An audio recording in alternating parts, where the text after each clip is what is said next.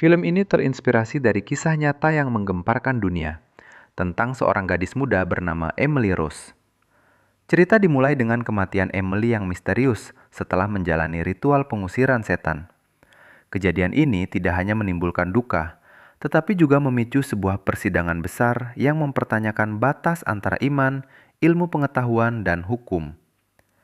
Emily digambarkan sebagai mahasiswi yang cerdas, religius, dan memiliki masa depan cerah.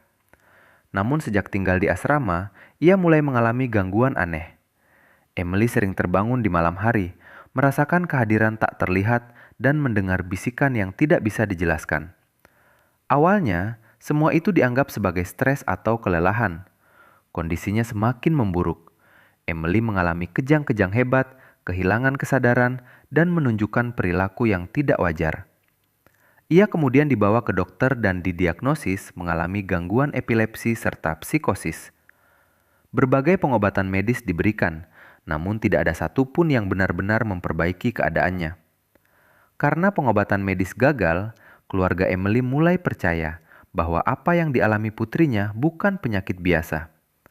Mereka meminta bantuan gereja, hingga akhirnya seorang pastor bernama Pastor Moore setuju untuk melakukan ritual pengusiran setan. Keputusan ini menjadi titik balik yang mengubah segalanya. Selama proses eksorsisme, Emily menunjukkan perubahan ekstrim. Suaranya berubah, tubuhnya melemah, dan ia mengaku dirasuki oleh beberapa roh jahat. Namun di saat yang sama, Emily menolak untuk menghentikan ritual tersebut karena ia percaya penderitaannya memiliki tujuan yang lebih besar. Kondisi fisik Emily terus menurun. Ia berhenti makan, tubuhnya semakin lemah, hingga akhirnya ia meninggal dunia. Kematian Emily memicu kemarahan publik. Pastor Moore dituduh lalai dan diadili atas tuduhan menyebabkan kematian akibat kelalaian. Persidangan menjadi inti cerita. Jaksa berusaha membuktikan bahwa Emily meninggal karena gangguan medis yang seharusnya ditangani secara profesional. Sementara pihak pembela berusaha menunjukkan bahwa apa yang dialami Emily berada di luar batas ilmu kedokteran. Dalam persidangan, berbagai bukti dan kesaksian dihadirkan.